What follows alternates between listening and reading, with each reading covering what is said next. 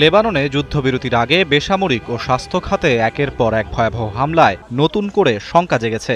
বিশেষ করে যুদ্ধবিরতি পরিস্থিতি কতটা শান্ত রাখবে তা নিয়ে উঠেছে প্রশ্ন, যেখানে একদিন আগেও লেবাননের দক্ষিণাঞ্চলে ইসরায়েলের চালানো হামলার শিকার অ্যাম্বুলেন্স, তাতে হতাহত হন বেশ কয়েকজন।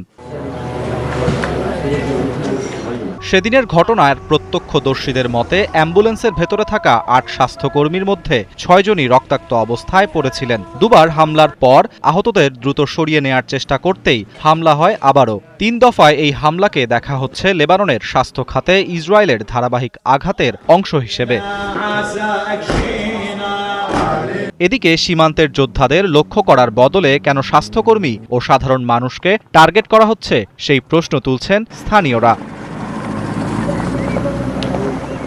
অন্যদিকে রাজনৈতিক অঙ্গনেও বাড়ছে উত্তেজনা। হিজবুল্লাহর শীর্ষ নেতা মাহমুদ কামাতি লেবাননের প্রেসিডেন্টের সমালোচনা করে বলেন, ইসরায়েলকে ধন্যবাদ জানানো হলেও যুদ্ধবিরতি নিশ্চিত করতে ইরানের ভূমিকা উপেক্ষা করা হয়েছে। সরকার ধীরে ধীরে সার্বভৌমত্ব হারানোর দিকে এগোচ্ছে বলেও অভিযোগ তার।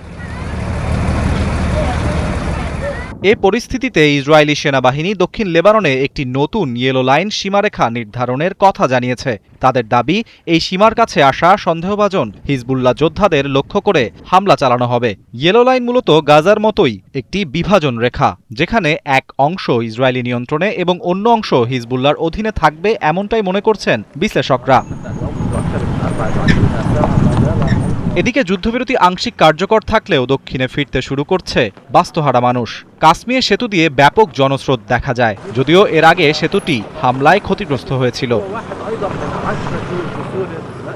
তবে ঘরে ফেরা মানুষের সামনে রয়েছে বড় চ্যালেঞ্জ। ইসরায়েল প্রায় ৩ কিলোমিটার ভেতরে নতুন সীমারেখা তৈরি করছে, এমনকি জাহরানি নদীর দক্ষিণে না ফেরার নির্দেশও দিয়েছে। সাথে জাতিসংঘ সতর্কতা দিয়ে জানিয়েছে, দক্ষিণাঞ্চলে এখনও ছড়িয়ে আছে অবিস্ফোরিত বোমা। তাই এখনই সবার ফেরার সিদ্ধান্ত সঠিক হবে না। আরাফাত ইসলাম, ৭১।